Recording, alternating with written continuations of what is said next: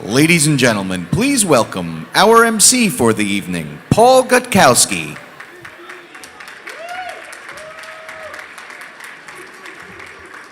I heard Arsenio Hall hoo over there. Thank you. Good evening, everyone. I see a lot of familiar and friendly faces out in the audience, but for those of you who do not know me, my name is Paul Gutkowski, and I am the former, thank you.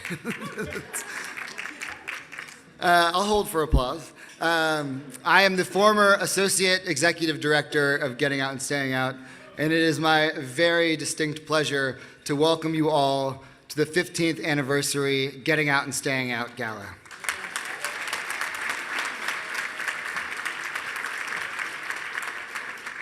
When I was asked to do this, I was immediately overwhelmed with all of my memories from my years at GOSO, my 8 years at GOSO, and I thought that I would share a few of them with you to get the night started.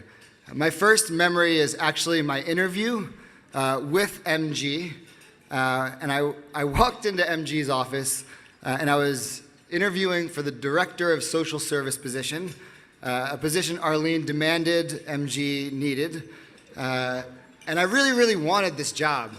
And so we started the interview, and I thought it was going really well until we got to the end of the interview.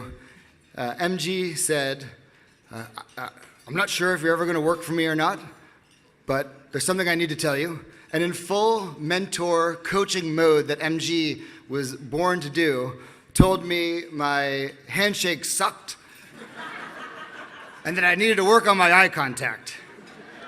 So I walked out of this interview for my dream job totally crestfallen, thinking I had blown my big shot.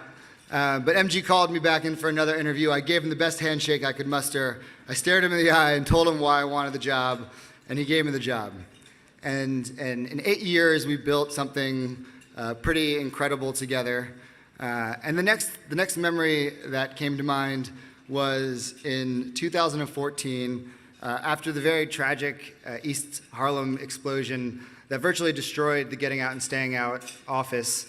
2 days later, I showed up and talked my way behind the police tape to go check out our office. And I walked up, and there's MG sitting in his office with no windows. It was a brutally cold March day. It had snowed, there was a blizzard, and there's MG in his winter coat, smoking a stogie. We didn't have power yet. I still remember like Bruce Springsteen blaring in his office. And he told me the most important lesson that I learned in my entire tenure at GOSO, and that is that you have to show up. That's what GOSO is all about, showing up. It means if you tell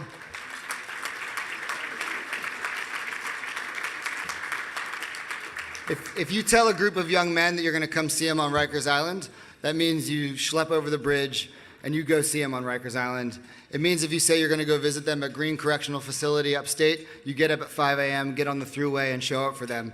And it means if you say you're going to be there for them when they get released at our East Harlem office, you show up. And that was the most important thing that I learned as a professional and as a human being that I learned from MG and from GOSO, is that you got to show up. And I just want to thank you all for showing up here tonight.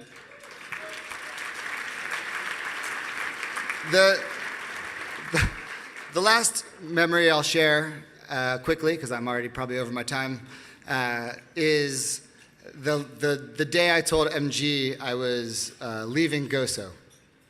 I had been thinking about this decision for months. It was literally the hardest thing I had ever done. I walked in the same office that I had gone into 8 years earlier for my interview that I blew, with probably the same amount of confidence I would in that first time. And I told MG that I had recently discovered a passion for acting and performing and teaching improv and theater. And I was ready for MG to tell me that I was crazy and that this was the biggest mistake of my life and that I needed to stay at GOSO and continue the work that we were doing. And so I sheepishly said what I had to say, and MG looked at me and said, well, then you got to do it, PG. You got to follow your dreams. And it meant so much to me for him to say that. And things really worked out because in the years since I've left GOSO, they've like quadrupled their budget. they've built like 2 brand new beautiful offices. And most importantly, they've expanded their impact and their reach in the community and in Rikers, and are changing the lives of young people every day, more and more young people every day. And we're going to hear from some of those young people later. And things really worked out for me because I've starred in one non-union, internet-only Geico ad. Thank you. So blessed. Thank you. The other thing that I've done in the intervening years is that I now run a program that brings theater and improv into New York City's alternative high schools. And in this very poetic, thank you.